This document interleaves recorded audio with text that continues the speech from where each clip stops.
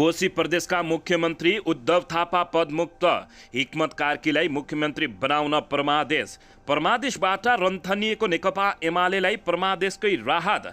नेपाली काङ्ग्रेसका नेता भन्छन् सर्वोच्च अदालतको फैसलालाई सम्मान गर्दै 30 दिनपछिको सरकार बनाउन लाग्छौँ।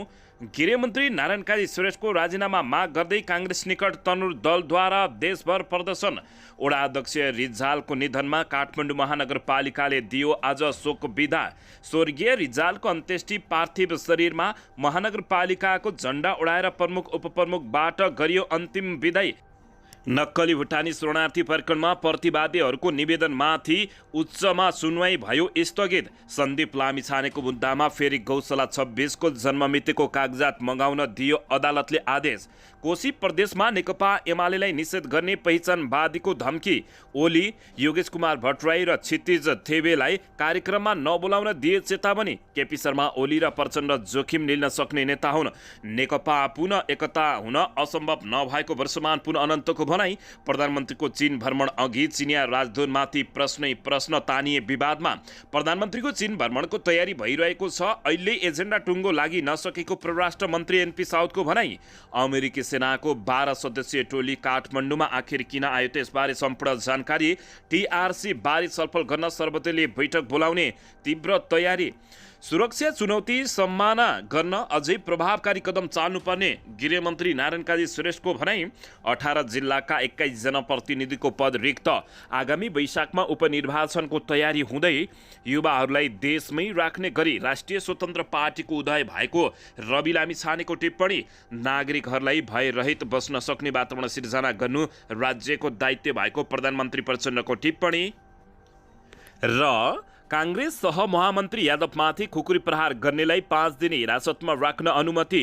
संघीय निजामती र शिक्षा विधेयक सांसदमा पेश गर्ने मन्त्री परिषदको बैठकको निर्णय। सदनमा गगन कुमार थापाको गर्जन। केही जलाइदिन्छु भन्छन्, केही खुकुरी हान्छन् त हामी कसरी हिँड्ने। यादवमाथि भएको हमलाको जिम्मेवारी प्रधानमन्त्रीले लिनुपर्ने नेकपा एमालेको माग। महेन्द्र यादवमाथि आक्रमण गर्ने मान्छे हाम्रो पार्टीको होइन, आक्रमणकारीलाई कारबाही हुनुपर्ने राप्रपाको भनाई। नेपाली काङ्ग्रेसका नेतामाथि नियतले आक्रमण गरिएको छ, गृहमन्त्रीले जवाब दिनुपर्छ भन्दै काङ्ग्रेसको जवाफ माग। लगातार घट्दै नेप्से मौद्रिक नीतिपछि करिब 300 अङ्कको गिरावट। शेयर मार्केटको गिरावट अस्थायी हो, अब बढ्दै जाने अर्थमन्त्री प्रकाश शरण महतको भनाई। चीनले जारी गरेको नक्साप्रति रासपाका सांसद तथा नेपाली सांसदहरू निकै आक्रोशित। विराज भक्तले जनाए आपत्ति, कूटनीतिक नोट पठाउन गरे माग। अब हेर्नुहोस् पूरा समाचार।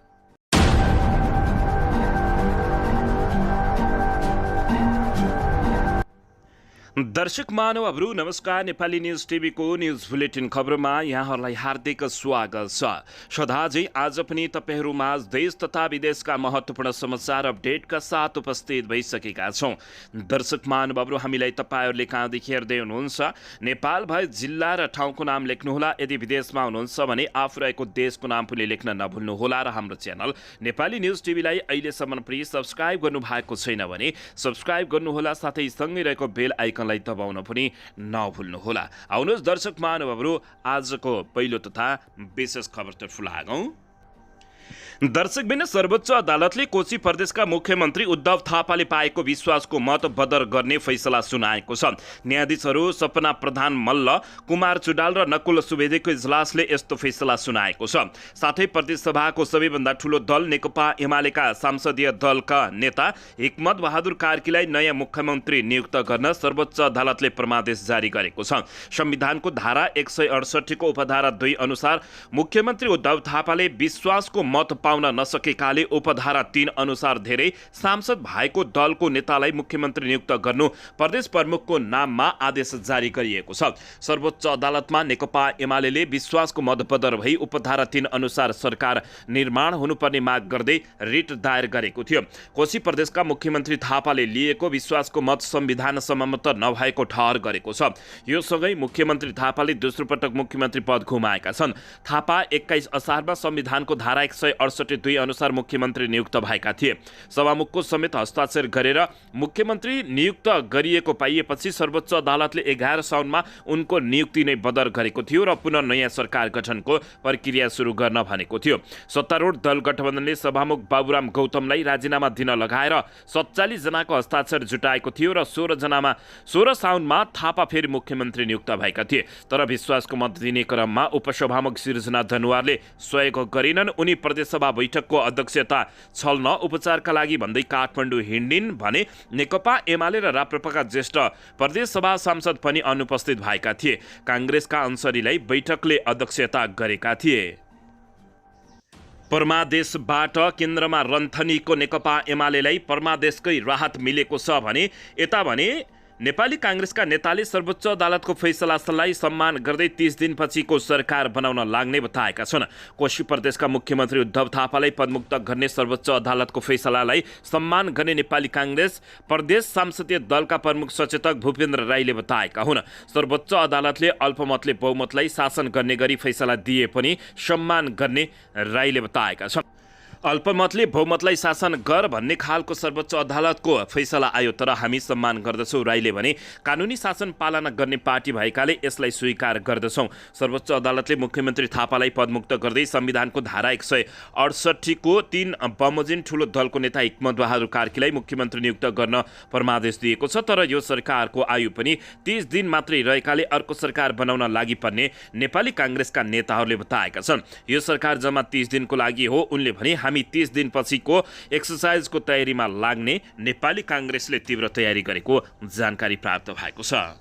दर्शक महानुभावहरू, यसैबीच यता काठमाडौँ महानगरपालिकाले आज शुक्रबार शोक बिदा दिएको छ। काठमाडौँ महानगरपालिकाका 16 वडा नम्बरका वडा अध्यक्ष मुकुन्द रिजालको निधनमा महानगर र अन्तर कार्यालयहरूमा शोक बिदा दिएको छ। महानगरका प्रमुख प्रशासन विभागीय प्रमुख दीपक अधिकारीका अनुसार रिजालको निधनमा आज शुक्रबार महानगरपालिका र अन्तर्गतका कार्यालयहरूमा शोक बिदा दिने निर्णय गरिएको जानकारी प्राप्त भएको छ। रिजालको बिहिबार ग्रान्डी अस्पतालमा उपचारको क्रममा निधन भएको थियो। यसैबीच स्वर्गीय रिजालको अन्त्येष्टि गरिएको छ। पार्थिव शरीरमा महानगरपालिकाको झण्डा उडाएर प्रमुख बालेन्द्र शाह र उपप्रमुख सुनिता डङ्गोलबाट अन्तिम विदाई भएको छ। काठमाडौँ महानगरपालिका वडा नम्बर 16 का वडा अध्यक्ष स्वर्गीय मुकुन्द रिजालको हिज पशुपति आर्यघाटमा अन्तिम संस्कार गरिएको छ।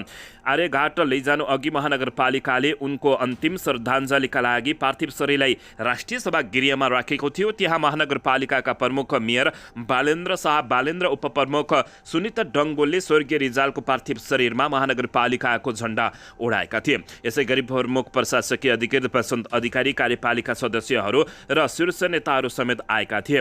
त्यसपछिको शवयात्रा गरिएको थियो। अन्तिम संस्कार गर्नुअघि पशुपति क्षेत्रमा नेपाली काङ्ग्रेस पार्टीले अन्तिम श्रद्धाञ्जली कार्यक्रम राखेको थियो। त्यहाँ श्रद्धाञ्जलीका लागि पार्टी अध्यक्ष शेरबहादुर देउवा, महामन्त्री गगन कुमार थापा सहितका शीर्ष नेताहरू पुगेको बताइएको छ। दर्शकले यसैबीच यता गृहमन्त्री नारायण काजी श्रेष्ठको राजीनामा माग गर्दै नेपाल तरुण दलले देशैभरि प्रदर्शन गरेको छ। नेपाली काङ्ग्रेसका सहमहामन्त्री महेन्द्र यादव माथिको साङ्गतिक हमलाको विरोध गर्दै बिहिबार साँझ तरुण दलले देशका विभिन्न स्थानहरूमा भीषण प्रदर्शन गरेको छ। गृहमन्त्री श्रेष्ठको राजीनामा माग्दै नाराबाजी र जुलुस समेत गरिएको छ। यसैबीच नेपाली काङ्ग्रेस मकवानपुरको हेटौडा 2 स्थित पार्टी कार्यालयबाट बुद्धचोकसम्म गृहमन्त्री विरुद्ध नाराबाजी गर्दै प्रदर्शन गरिएको थियो। यो देशका विभिन्न ठाउँमा गरिएको छ।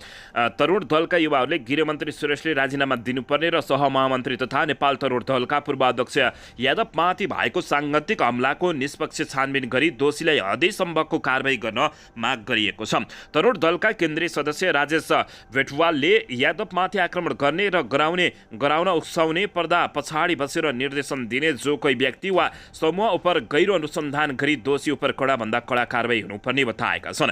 उनले काङ्ग्रेस नेता तथा पूर्व गृहमन्त्री बालकृष्ण खाँडलाई गृहमन्त्री श्रेष्ठले फुसाएको आरोप लगाउँदै तरुण दल अब हातमा दही जमाएर नबस्ने र सडक सङ्घर्ष गर्ने चेतावनी दिएका छन्।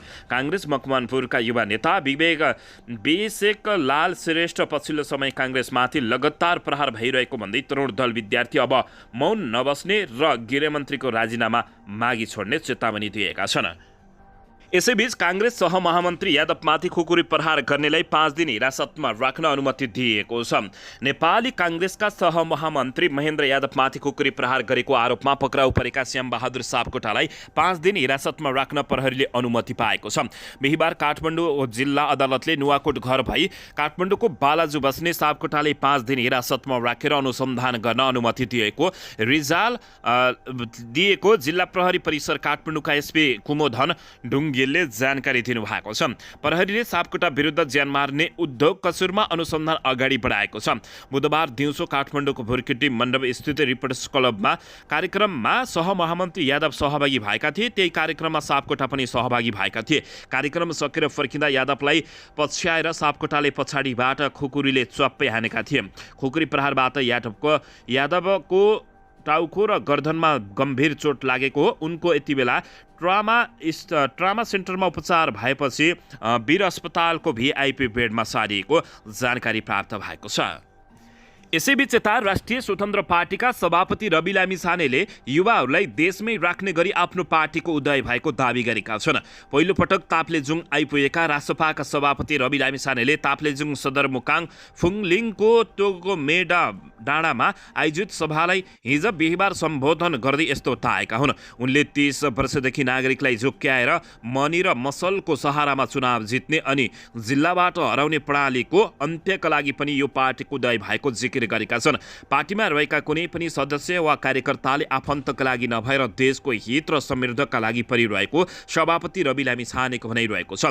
अरू पार्टीका जनप्रतिनिधिहरूले जिल्लामा जितेर काठमाडौँ गएपछि नफर्किने भन्दै उनले भने काठमाडौँमा बसेर ताप्लेजुङमा जनप्रतिनिधिहरूको रूपमा कसलाई पठाउने भनेर नेताले भागभण्डा लगाउने जस्ता हरकत रासपामा हुँदैन। जिल्लाको विषयमा एसीको सङ्गठनले निर्णय गर्दछ। रवि लामिछानेले भने प्रदेश सरकार आफ्ना असन्तुष्ट कार्यकर्ताको थामथुम गर्ने थलो भएको टिप्पणी गर्दै लामिछानेले प्रदेश संरचनाबारे रासपाको छुट्टै अडान र धारणा रहेको समेत जिकिर गरेका छन्। नागरिकहरूले राजनीतिक प्रणाली र पद्धतिमा परिवर्तन खोजेको भन्दै उनले नागरिकहरूको त्यो अभिलाष रासपाले पूरा गर्ने प्रतिबद्धता पनि जनाएका छन्। 2084 सालको चुनावमा नागरिकले रासपालाई देशकै पहिलो शक्ति बनाएर 5 वर्षभित्रमा देशमा ठूलो परिवर्तन गर्ने र त्यो गर्न नसके नागरिकको सामु कहिले नआउने उनको भनाइरहेको छ। दर्शक पनि यसैबीच यता नक्कली भुटानी शरणार्थी प्रकरणमा संलग्न भएको आरोपमा पक्राउ परेकाहरूको निवेदनमाथि बिहिबार उच्च अदालत पाटनमा हुने भनिएको सुनवाई स्थगित भएको छ। पूर्वपक्षीयकोमा तथा थुनामा रहेका सहित 18 जनाको निवेदनमाथि एकमुष्ट सुनवाई हुने भन्दै पेशी तोकिए पनि निवेदककै कानुन व्यवसायबाट सुनवाई स्थगित भएको अदालत प्रशासनले जानकारी दिएको छ। सबैको पेशी न्यायाधीश द्वय सुभाष पौडेल र दिपेन्द्र अधिकारीको संयुक्त इजलासमा परेको थियो। पूर्वपक्षीय थुनामा पठाइएका 16 जनाले आफूहरूलाई थुनामा पठाउने जिल्ला अदालत काठमाडौँको आदेश त्रुटिपूर्ण भएको दावी गर्दै साधारण तारेखा वा धरौटीमा छाड्नुपर्ने माग गरेका छन्। यसअघि भदौ 1 गते सरकारका निलम्बित सचिव टेकनारायण पाण्डे, पूर्व सांसद आङटाबा शेर्पा सहित 10 जनाको निवेदनमा सुनवाई गर्दै अदालतले सबैको निवेदन एकसाथ राखेर पेश गर्न आदेश दिएको थियो। गत सार 1 गते जिल्ला अदालत काठमाडौँले 16 जनालाई पूर्वपक्षका लागि थुनामा पठाएको थियो, जसमा पूर्व मन्त्री द्वय टोपबहादुर रायमाझी र बालकृष्ण खाँड समेत उनीहरू विरुद्ध प्रहरीले ठगी, कृत्य, संगठित अपराध, राज्य विरुद्धको कसुर र एकीकृत कसुरको मुद्दा दायर गरेको थियो। यसैबीच यता क्रिकेटर सन्दीप लामिछाने विरुद्धको बलात्कार सम्बन्धी मुद्दामा काठमाडौँ जिल्ला अदालतले फेरि पीडितको जन्म मृत्युको कागज मगाउन आदेश दिएको छ। काठमाडौँ जिल्ला अदालत काठमाडौँकी न्यायाधीश शकुन्तला कार्कीको इजलासले उक्त आदेश दिएको हो। अन्तिम समयमा सन्दीप लामिछानेका वकिल सरोज घिमिरेले बसाइसरी गरेको डकुमेन्टमा पीडितको एकिङ जन्म मृत्यु हुन सक्ने भएकाले त्यो कागजात मगाउन माग गरेको थियो। बिहिबार सरकारी वकिल रघु सुरवीर परिवारले बहस गरेका थिए। यसका साथै पीडितका पक्षबाट पनि मोहना अनिसारीले बहस गरेका थिए। त्यसपछि न्यायाधीश कार्कीको इजलासले फेरि पीडितको जन्म मृत्युको कागजात मगाउन आदेश दिएको हो। आजको समय सकिएपछि भोलि फेरि सुनवाई गर्ने न्यायाधीश कार्कीले बताइएको हो। यसैबीच राष्ट्रिय क्रिकेट टिमका पूर्व कप्तान समेत रहेका सन्दीप लामिछाने विरुद्ध भदौ 21 गते एक किशोरीले जबरजस्ती करणी गरेको भन्दै गौशाला प्रहरी वृत्तमा जाहेरी समेत दिएकी थिइन्। यसैबीच यता प्रदेश नम्बर 1 मा पुनः नामाङ्कन सङ्घर्ष समितिले धरानमा हुने युवा सङ्घ कोशीको प्रदेश अधिवेशनका लागि तयार पारिएको प्रचार सामग्रीमा कोशी शब्द नलेख्ने चेतावनी दिएको छ। कोशीमा नेकपा एमालेलाई निषेध गर्ने पहिचानवादीको धम्की छ भने केपी शर्मा ओली, योगेश कुमार भट्टराई र क्षितिज थेबेलाई कार्यक्रममा नबोलाउन चेतावनी समेत उनीहरूले दिएका छन्। बिहिबार विज्ञप्ति जारी गर्दै सङ्घर्ष समितिले कोशी लेखिएको बोर्ड ब्यानर छाप मेट्ने, हटाउने, च्यात्ने कार्य निरन्तर रहेको भन्दै प्रचार सामग्रीमा कोशी नलेख्न चेतावनी दिएको छ। विज्ञप्तिमा कोशीको पक्षमा मतदान गर्ने 82 जना प्रदेशसभा सदस्यलाई समेत अधिवेशनमा नबोलाउन आग्रह समेत गरिएको छ। विज्ञप्तिमा भनिएको छ कोशी नाम राख्न हस्ताक्षर गर्ने 82 जना मध्येको कुनै पनि प्रदेश सांसद र जायज माग सहितको जनताको आन्दोलनलाई अपशब्द प्रयोग गरी गाली गर्ने पूर्व प्रधानमन्त्री केपी शर्मा ओली, पूर्व मन्त्री योगेश कुमार भट्टराई लगायतलाई नबोलाउन आग्रह गर्दछौँ र चेतावनी पनि दिँदछौँ। विज्ञप्तिमा युवा सङ्घका अध्यक्ष क्षितिज थेबेलाई कार्यक्रममा नबोलाउन आयोजक पक्षलाई आग्रह गरिएको छ। एमाले निकट युवा सङ्घको प्रदेश अधिवेशन भदौ 23 र 24 गते धरानमा हुँदैछ। अधिवेशनको मिति नजिक आउँदै गर्दा सङ्घर्ष समितिले विज्ञप्ति जारी गर्दै भदौ 8 गते धनकुटाको 24 गाउँपालिका 6 राजारानी ट्रुङ्क्रे लयातलुङ चोकमा कालो झण्डा देखाउने क्रममा पहिचानवादी नेता कार्यकर्ताहरू दिवा चेङजोङ लगायत अमर कुमार लिम्बू लगायत जिल्ला प्रहरी कार्यालय धनकुटाले लगाइएको मुद्दा फिर्ता लिनुपर्ने माग समेत अगाडि सारेको छ। दर्शकबिन यसैबीच यता केपी शर्मा ओली र प्रचण्ड जोखिम लिन सक्ने नेता हुन्। नेकपा पुनः एकता असम्भव नभएको नेकपा माओवादी केन्द्रका नेता वर्षमान पुन अनन्तले बताएका छन्। माओवादी उपमहासचिव वर्षमान पुन अनन्तले सरकार सुशासनमा केन्द्रित हुँदा विकास र समृद्धिको काम सुस्तायो, निजी क्षेत्रलाई आतंकित पार्दा लगानीको वातावरण बन्दैन उनले भनेका छन्। तत्कालीन नेकपाको विवाद चरम उत्कर्षमा पुगेका बेला केपी शर्मा ओली नेतृत्वको सरकारमा मन्त्री समेत रहेका वर्षमान पुन अनन्त पार्टी विभाजन रोक्न भरदुर प्रयास गर्ने मध्येका एक नेता थिए। उनले शङ्कर पोखरेलसँग मिलेर धेरै पटक ओली र प्रचण्डलाई मिलाउन प्रयास गरे। तत्कालीन नेकपाका महासचिव विष्णु पौडेल मार्फत उनले पार्टी एकता जोगाउने प्रयास गरे तापनि अन्ततः प्रचण्ड माधव कुमार नेपाल पक्ष बहुमतमा रहेपछि वर्षमानको प्रयास सम्भव भएन भने वर्षमान लगायतका धेरै नेता त्यस बेला प्रचण्डलाई पूर्व नेकपा एमाले भित्र समीकरण बनाएर होइन केपी शर्मा ओलीसँगै एकता र सङ्घर्ष गर्दै सग्लो नेकपाको नेतृत्वमा पुर्याउन चाहन्थे। तीमध्येका केही नेताहरूले प्रचण्डको साथ छोडेर ओलीतिरै लागे भने वर्षमान लगायतका नेता भने प्रचण्डलाई बलियो साथ दिएका थिए।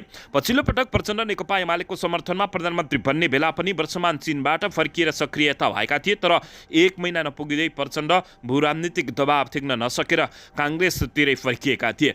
वर्षमान अहिले सरकारको प्रतिरक्षामा चाहिने भन्दा बढी नै खटिए पनि नेकपा एमालेसँग दूरी बनाउन हुन्न भन्नेमा पार्टीभित्र उत्तिकै समेत चासो दिएका छन्। यसैबीच केपी शर्मा ओली र प्रचण्ड जोखिम लिन सक्ने नेता हुन्। नेकपा पुनः एकता हुन सक्ने र असम्भव नभएको समेत उनले ठोकुवा गरेका छन्।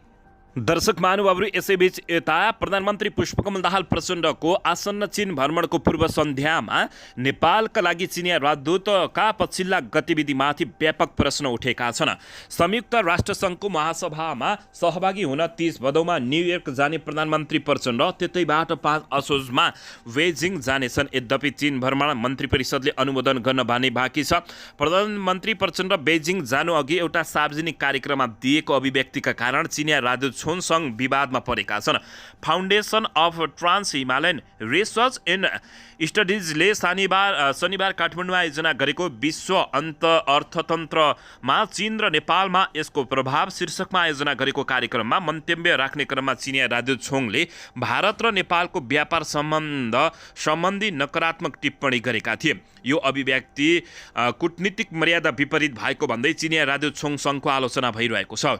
बिहिबार सांसदको अन्तर्राष्ट्रिय सम्बन्ध तथा पर्यटन समितिको बैठकमा सांसदहरूले राजदूतको आलोचना मात्र गरेनन्, सरकारलाई ध्यान आकर्षण समेत गराएका हुन्। समितिको बैठकमा मूल एजेन्डामा प्रधानमन्त्रीको अमेरिका संयुक्त राष्ट्रसङ्घको महासभा र चीन भ्रमणको एजेन्डा र चीनले हालै जारी गरेको नक्सामा नेपालको सूची नक्सामा छुटेको विषय पनि छलफल रहेको थियो। यसैबीच तर सांसदहरूले चिनिया राजदूतको अभिव्यक्तिको विषयलाई प्राथमिकताका साथ उठाएका छन्। प्रधानमन्त्री प्रचण्ड व्यस्तताका कारण उपस्थित हुन सकेनन् भने परराष्ट्र मन्त्री साउद उपस्थित रहेका थिए। परराष्ट्र मन्त्री साउदले राजदूतको विषयमा स्पष्ट समेत जवाब दिन नसकेको जानकारी प्राप्त भएको छ। अन्तर्राष्ट्रिय सम्बन्ध समितिको बैठकमा नेपाल मजदुर किसान पार्टीका प्रेम सुलवालले बाहेक सबै सांसदले राजदूत छोङको अभिव्यक्ति कूटनीतिक मर्यादा विपरीत भएको निष्कर्ष एकमतमा निकालेका थिए। सुलवालले भने राजदूतमाथि प्रश्न गर्दै सांसदहरूमाथि प्रश्न गरेका थिए। चिनिया राजदूतले मात्रै बोलाएको होइन, यसअघि भारतका राजदूतले पनि बोलेको हो। हाम्रो आन्तरिक विषयमा यसरी नै बोलेका थिए। सुलवालले सांसदलाई प्रश्न गरे, त्यति बेला किन प्रश्न नउठाएको? उनले भारत र पश्चिममा मुलुकका राजदूतहरूको विगतका विषयमा बोल्दै गर्दा समिति सभापति राजकिशोर यादवले मुलुकको संवेदनशील विषय भएको भन्दै रुलिङ समेत गरेका थिए। दर्शकबिन यसैबीच यता अमेरिकी सेनाको 12 सदस्यीय टोली नेपाल आएको छ। यति बेला हैलाखैला मच्चिएको छ। भक्तपुरको नुवाकोट नगरकोटमा नेपाली सेनाको टोलीसँग हुने संयुक्त अभ्यासको सिलसिलामा अमेरिकी सेनाको टोली हिजो काठमाडौँ आएको छ। नेपाली सेनाका सूचना अधिकारी कृष्ण प्रसाद भण्डारीका अनुसार भदौ 24 गतेदेखि सुरु भई असोज 12 गते सकिने अभ्यासका लागि टोली आएको हो। अमेरिका, चीन, बेलायत, भारत, श्रीलङ्का, मङ्गोलिया, बङ्गलादेश, इजरायल लगायत देशका सेना र नेपाली सेनाबीच संयुक्त अभ्यास हुँदै आएको छ। अमेरिकी सेनाको उक्त विमान भने भदौ 22 गते नै फर्किने जानकारी प्राप्त भएको छ। दर्शकबिन यसैबीच यता उपप्रधान एवं गृहमन्त्री नारायण काजी श्रेष्ठले विश्वव्यापी रूपमा बढ्दो नयाँ सुरक्षा चुनौती र खतरालाई अझ प्रभावकारी ढङ्गबाट नियन्त्रण गर्न जरुरी रहेको बताएका छन्।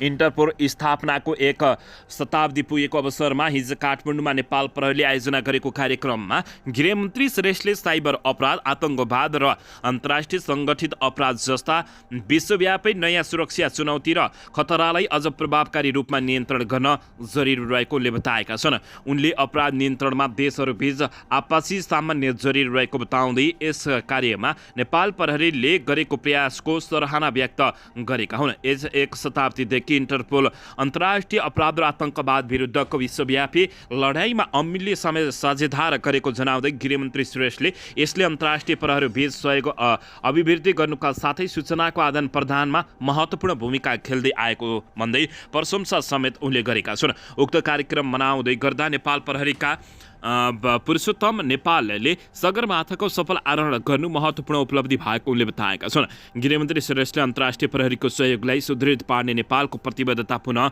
दोहोऱ्याएका हुन्। दर्शकबिन यसैबीच यता 18 जिल्लाका 21 जनप्रतिनिधिको पद रिक्त भएको छ। आगामी वैशाखमा उपनिर्वाचनको तीव्र तयारी गरिएको छ। प्रदेश र स्थानीय तह गरी विभिन्न 18 जिल्लाका 21 जनप्रतिनिधिको पद रिक्त भएको छ। गत वर्ष वैशाख 30 मा भएको स्थानीय तह निर्वाचन र मङ्सिरमा भएको आम निर्वाचनमा निर्वाचित प्रदेशसभा सदस्य, गाउँपालिकाका उपाध्यक्ष, जिल्ला सामान्य समिति प्रमुख 1 र 17 वडाध्यक्ष पद रिक्त भएको पाइएको छ। निर्वाचन आयोगबाट प्राप्त गरेको जानकारी सूचीमा अधिकांशको मृत्युको कारण पद रिक्त भएको देखिन्छ। 21 पद रिक्त मध्ये काङ्ग्रेसका 12 स्थान, नेकपा एमालेका 4, माओवादी केन्द्रका 4 र स्वतन्त्र रहेका 1 रहेका छन्। 7वटा प्रदेशमध्ये सबैभन्दा धेरै पद सुदूरपश्चिम प्रदेशमा रिक्त रहेका छन्। कोशी र मधेस प्रदेशमा 2 पद रिक्त छन् भने लुम्बिनी र कर्णालीमा 3 पद रिक्त रहेका छन्। यस्तै बागमतीमा 4, गण्डकीमा 1 र सुदूरपश्चिम प्रदेशमा 5 पद रिक्त रहेको जानकारी प्राप्त भएको छ। काङ्ग्रेसको निर्वाचित भएको 12 पद रिक्त भएको समेत जानकारी प्राप्त भएको छ। दर्शकबिन यसैबीच यता सरकारले सङ्घीय निजामती सेवा र सङ्घीय शिक्षा विधेयकलाई सदनमा पेश गर्ने निर्णय गरेको छ। बिहिबारको मन्त्री परिषद बैठकले यी 2 विधेयक सङ्घीय संसदमा पेश गर्ने निर्णय गरेको एक मन्त्रीले जानकारी दिएका छन्। सङ्घीय निजामती सेवाको गठन, सञ्चालन र सेवाको शर्त सम्बन्धी विधेयक 2080 लाई सङ्घीय संसदमा पेश गर्ने निर्णय गरेको हो। दर्शकबिन यस्तै सङ्घीय शिक्षा ऐन सम्बन्धी विधेयक 2080 पनि सङ्घीय सदनमा पेश गर्ने निर्णय भएको जानकारी प्राप्त भएको छ। साथै मन्त्री परिषदको बैठकले तेजाब तथा अन्य घातक रासायनिक पदार्थ नियमावली 2080 लाई स्वीकृत गर्ने निर्णय गरेको छ। यस्तै स्वास्थ्य क्षेत्रको लैङ्गिक समानता तथा सामाजिक समावेशीकरण रणनीतिक स्वीकृत गर्ने पनि निर्णय गरेको खबर प्राप्त भएको छ। यसैबीच यता प्रधानमन्त्री पुष्पकमल दाहाल प्रचण्डले नागरिक भय रहित रूपमा बस्न सक्ने वातावरण सिर्जना गर्नु राज्यको प्रमुख दायित्व भएको बताएका छन्।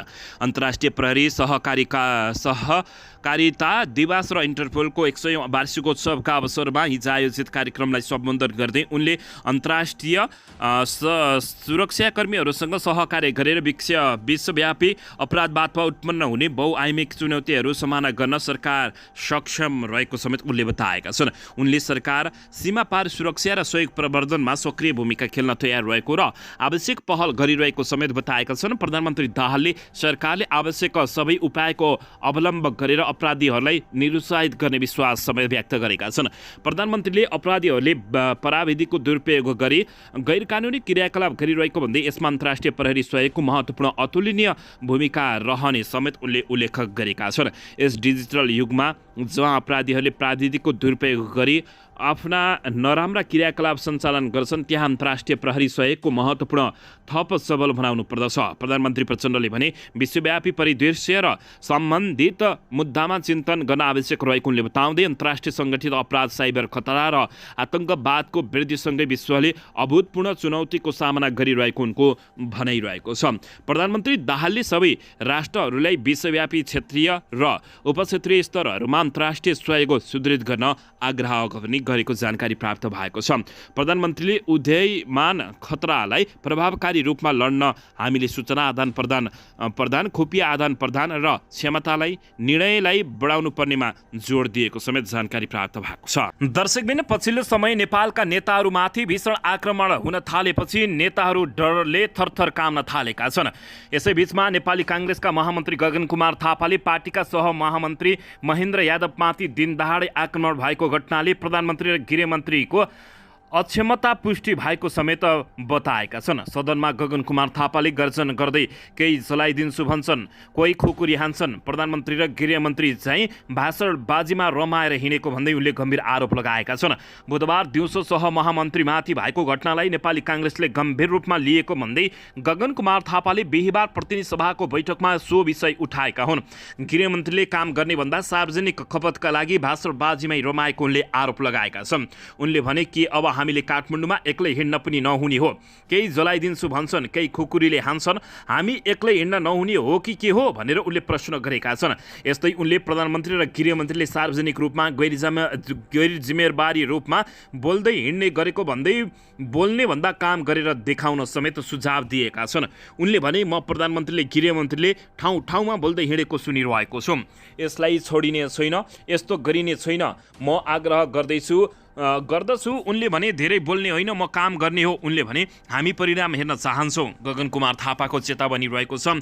गगन कुमार थापाले काठमाडौँमा संविधान सभाको सदस्य भएको व्यक्ति एउटा सार्वजनिक कार्यक्रमबाट फर्किँदा ऊ सुरक्षित छैन भनी प्रधानमन्त्री गृहमन्त्रीलाई यो विषयले बोल्नुपर्छ कि पर्दैन प्रश्न उठाएका छन्। यसैबीच त्यस्तै उनले उक्त विषय यादवको मात्रै नभएको र नेपाली समाजमा हिंसात्मक घटना र अराजकतालाई स्थान दिन खोजेको भन्दै त्यसलाई मान्यता सामान्यतया रूपमा लिन नहुने समेत बताएका छन्। अराजकताले जसरी नेपाली समाजलाई गाँच्न खोज्दैछ र कुनै न कुनै माध्यमबाट कसरी हामीलाई यसलाई वैध वा जायज ठहराउने कोसिस गर्दैछौँ, गगन कुमार थापाले भने यसको ठुलो मूल्य नेपाली समाजले चुकाउनु पर्ने अवस्था आउन सक्छ। त्यसको बारेमा हामीले सचेत हुन जरुरी रहेको उनले बताएका छन्। प्रतिनिधि सभामा प्रमुख प्रतिपक्षी दल रहेको नेकपा एमाले पनि यादवमाथिको घटनामा सरकारको जवाफ माग समेत गरेको छ। हामीलाई कसैले आगो लगाइदिन्छ भन्छ, कसैले दलाल भन्छ, कसैले खुकुरी हान्छ, अब हामी कसरी हिँड्ने, कसरी बाँच्ने यसको जिम्मा सरकारले लिनुपर्ने गगन कुमार थापाले बताएका छन्। यसैबीचमा यादवमाथि भएको हमलाको जिम्मेवारी प्रधानमन्त्रीले लिनुपर्ने नेकपा एमाले समेत माग गरेको छ। प्रमुख प्रतिपक्षी दल नेकपा एमाले हिजो बुधबार सत्तासीन दल नेपाली काङ्ग्रेसका सांसद तथा सहमहामन्त्री यादवमाथि काठमाडौँमा भएको हमलाको दोष प्रधानमन्त्री पुष्पकमल दाहाल प्रचण्डले लिनुपर्ने बताएको छ। बिहिबारको प्रतिनिधि सभाको बैठकमा नेकपा एमाले सांसदीय दलका सचेतक महेश बर्तौलाले यस घटनाको भर्त्सना गर्दै प्रधानमन्त्रीले जवाब दिनुपर्ने बताएका छन्। काठमाडौँको मध्य भागमा सत्तापक्षीय दलका सांसद तथा सहमहामन्त्री महेन्द्र यादवमाथि जुन प्रकारको हमला भयो, यस प्रकारले असुरक्षित हुने परिस्थिति बन्यो, यसको दोष सम्माननीय प्रधानमन्त्रीज्यूले लिनुपर्दछ। गम्भीरताका साथ यसलाई सदनमा आएर जवाब दिनुपर्छ उनले बताएका छन्। होइन भने राजीनामा सम्मान दिनुपर्ने उनको माग रहेको छ। उनले यस प्रकारका घटना देशमा विभिन्न भागमा घटिरहेको बताउँदै प्रमुख प्रतिपक्षी दलका नेता केपी शर्मा ओलीमाथि पनि यस्तो किसिमको घटना भएको हो। केपी शर्मा ओलीमाथि पनि भीषण आक्रमण भएको थियो उनले बताएका छन्। प्रमुख प्रतिपक्षी दलका नेता जनता बीच जाँदाखेरि पनि यस्ता खालका बाधा र धावा बोलिन्थ्यो। यस्ता श्रृङ्खलाबद्ध रूपमा विगतदेखि नै चलिरहेको छ। हिजो प्रतिपक्षलाई थियो ध्यान कम दियो, आज सत्तापक्षका नेतामाथि खोजी आक्रमण भइरहेको समेत उनले बताएका छन्। दर्शकबिन यसैबीच यता सभामुख देवराज घिमिरेले नेपाली काङ्ग्रेसका सहमहामन्त्री महेन्द्र यादवमाथिको आक्रमण भएको सम्बन्धमा सदनलाई जानकारी गराउन रुलिङ गरेका छन्। आजको प्रतिनिधि सभाको शून्य समय र विशेष समयमा बोल्दै सांसदहरूले यो घटनाको सम्बन्धमा सरकारको ध्यान आकर्षण गराएका थिए। त्यसका आधारमा सभामुखले जानकारी गराउन सरकारलाई निर्देशन दिएका हुन्। बुधबार भिरकिटी मण्डप स्थित रिपोर्टर्स क्लबमा आयोजित अन्तर्क्रिया कार्यक्रममा सहभागी भएर निष्क्रियमा नेता यादवमाथि साङ्गतिक रूपमा खुकुरी प्रहार भएको थियो। प्रहरीका अनुसार अन्तर्क्रिया कार्यक्रममै सहभागी 47 वर्षीय श्यामबहादुर सापकोटाले सहमहामन्त्री यादव क्लबबाट निस्किन साथ पछाडिबाट खुकुरी प्रहार गरेका थिए। च्वाट्टै मन्टो छिडाउने मनसायले उनले हानेको समेत बुझिएको छ। काङ्ग्रेस सहमहामन्त्री यादवमाथिको आक्रमणबारे सदनलाई जानकारी गराउन सभामुख देवराज घिमिरेले रुलिङ गरेको जानकारी प्राप्त भएको छ। यसैबीच यता नेपाली काङ्ग्रेसका सहमहामन्त्री महेन्द्र यादवलाई वीर अस्पतालको भिआइपी कक्षमा सारिएको छ। हिजो बिहिबार भिरकिटी मण्डपमा श्याम सापकोटाले खुकुरी प्रहार गर्दा उनी गम्भीर घाइते बनेका थिए। त्यसपछि लगत्तै उनलाई राष्ट्रिय ट्रमा सेन्टरमा पुर्याइएको थियो। ट्रमा सेन्टरको आइसियू कक्षमा उपचाररत उनलाई भर्खरै वीर अस्पतालको भिआइपी कक्षमा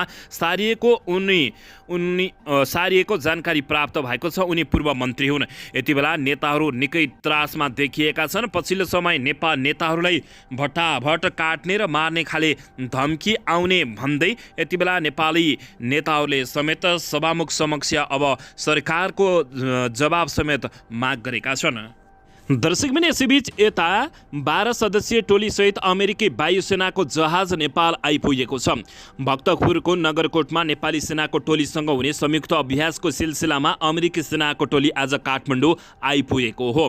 नेपाली सेना र संयुक्त राज्य अमेरिकाको सेनाबीच नियमित रूपमा सञ्चालन हुँदै आएको जोइन्ट कम्बाइन्ड एक्सचेन्ज ट्रेनिङको 40औं संस्करण भदौ 24 गतेदेखि असोज 12 गतेसम्म सञ्चालन हुने तय भएको छ। त्यसका लागि अमेरिकाको सैनिक टुक्दी बन्दोबस्तका सामग्री सहित बिहिबार अमेरिकी वायुसेनाको विमान त्रिभुवन राष्ट्रिय विमानस्थलबाट अवतरण भएको छ। उक्त विमान शुक्रबार फिर्ता हुने कार्यक्रम रहेको छ। नेपाली सेनाका 30 जना तथा अमेरिकी सेनाका 12 जना जम्मा गरी 42 जनाको सहभागिता रहने उक्त संयुक्त अभ्यासमा विपद व्यवस्थापन, खोज तथा उद्धार, मानवीय सहायता लगायतका विषयहरूमा अनुभव तथा ज्ञान आदान प्रदान हुने जानकारी प्राप्त भएको छ। नेपाली सेना अमेरिकी, बेलायत, भारत, चीन, श्रीलङ्का, मङ्गोलिया, बङ्गलादेश, इजरायल लगायतका देशहरूका सैन्य सङ्गठनहरूसँग खोज तथा उद्धार, विपद व्यवस्थापन, प्रतिआतङ्कवादी प्रवर्तनरोधी, संयुक्त राष्ट्र सङ्घीय शान्ति सेनामा सहभागी रहँदा निर्वाह गर्नुपर्ने भूमिकाहरू लगायतका विषयमा संयुक्त तालिम तथा अभ्यासहरू हुँदै आएको जानकारी प्राप्त भएको छ। यसैबीच संयुक्त राज्यमा सञ्चालन हुने प्रतिस्पर्धात्मक एक्साइज कम्ब्रेन्ड पेट्रोलमा सहभागी हुने नेपाली सेनाहरूको 10 सदस्यीय टोली बुधबार प्रमुख सेनानी विवेक विक्रम शाहको कमान्डमा बेलायततर्फ प्रस्थान गरेको जानकारी प्राप्त भएको छ। दर्शकबिन यसैबीच यता राप्रपाका प्रमुख सचेतक ज्ञानेन्द्र बहादुर शाहीले सरकारले नै अराजकताको मलजल गरिरहेको गम्भीर आरोप लगाएका छन्। बिहिबार सांसद बैठकमा बोल्दै उनले सरकारले नै अराजकलाई प्रसाय दिएको बताएका हुन्। प्रधानमन्त्री जस्तो मान्छेले सडकमा आन्दोलन गर्छौँ, मान्छे उतार्छौँ भन्दै भाषण गर्नुहुन्न। त्यही भएर प्रधानमन्त्रीलाई यहाँबाट जवाब दिनुपर्दछ। उनले भने प्रधानमन्त्रीले यस्ता अराजक कुरा गर्न पाइँदैन। बिहिबारको सांसदको बैठकमा बोल्ने अधिकांश सांसदले सरकारको गतिविधि प्रति प्रश्न उठाएका थिए। पछिल्लो समय प्रधानमन्त्री पुष्पकमल दाहाल प्रचण्डको राजीनामा समेत नेकपा एमाले सहित नेपाली काङ्ग्रेसकै नेताहरूले माग्दै आएका छन्। यसैबीचमा ज्ञानेन्द्र शाहीले पनि प्रधानमन्त्री पुष्पकमल दाहाल प्रचण्ड विरुद्ध धावा बोलेका हुन्। दर्शकबिन यसैबीच भ्रष्टाचारीहरूलाई भट्टाभट समाउन थालेपछि गृहमन्त्री नारायण काजी श्रेष्ठ चौतर्फी रूपमा निशानामा परेका छन्। विभिन्न आपराधिक प्रकरणको छानबिनका क्रममा नेकपा माओवादी केन्द्र निकट नेताहरूलाई बचाएको र नेपाली काङ्ग्रेसका नेताहरूलाई फसाएको आरोप लाग्दै आएका गृहमन्त्री नारायण काजी श्रेष्ठ यति बेला चौतर्फी निशानामा परेका छन्। बुधबार काठमाडौँको भिरकुटी मण्डपमा नेपाली काङ्ग्रेसका सहमहामन्त्री महेन्द्र यादव पार्टी दिनदहाडै खुकुरी प्रहार भएपछि गृहमन्त्री श्रेष्ठले शान्ति सुरक्षाको प्रत्याभूति गराउन नसकेको आरोप लगाएका छन्। यसअघि नेपाली काङ्ग्रेस सांसद सुनिल शर्मा पक्राउ प्रकरणमा पनि गृहमन्त्री श्रेष्ठको आलोचना भएको थियो। शर्मापछि अदालतको आदेशबाट रिहाई भएका थिए। काङ्ग्रेसका नेता पूर्व मन्त्री बालकृष्ण खाँड पक्राउ प्रकरणमा पनि नेपाली काङ्ग्रेसले गृहमन्त्रीप्रति असन्तुष्टि जनाएको छ। काङ्ग्रेस सभापति शेरबहादुर देउवाले प्रधानमन्त्री पुष्पकमल दाहाल प्रचण्डलाई भेटेर गृहमन्त्रीको कार्यशैलीप्रति असन्तुष्टि जनाएको खबर बाहिरिएको हो। पार्टीका केन्द्रीय पदाधिकारीमाथि दिनदहाडै खुकुरी प्रहार भएपछि काङ्ग्रेस थप आक्रोशित बनेको छ।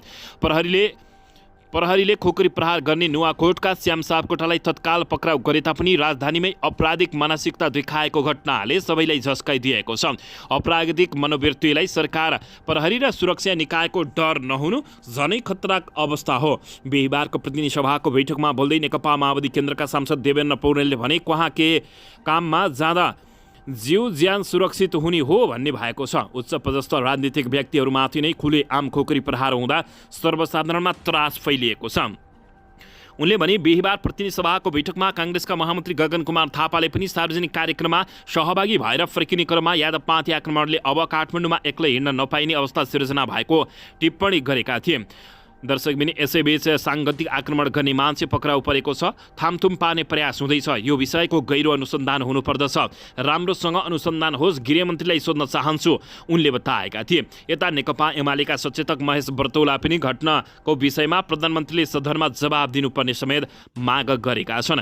दर्शकबिन नेपाली काङ्ग्रेसका प्रमुख सचेतक रमेश लेखकले घटनाको जानकारी माग्दै भने यसपछि बस्ने प्रतिनिधि सभाको बैठकमा गृहमन्त्रीले सम्पूर्ण सत्य तथ्य विवरणको जानकारी र भएका सम्पूर्ण जानकारी गर्नुहुनेछ भन्दै माग समेत गरेका छन्। दर्शकबिन यसबारे तपाईँहरूले के भन्न चाहनुहुन्छ? पछिल्लो समय ललिता निवास जग्गा प्रकरण लगायतका भ्रष्टाचारीलाई च्याप छोप्न थालेपछि गृहमन्त्री नारायण काजी श्रेष्ठ चौतर्फी निशानामा परेको समेत कतिपयले बताएका छन्।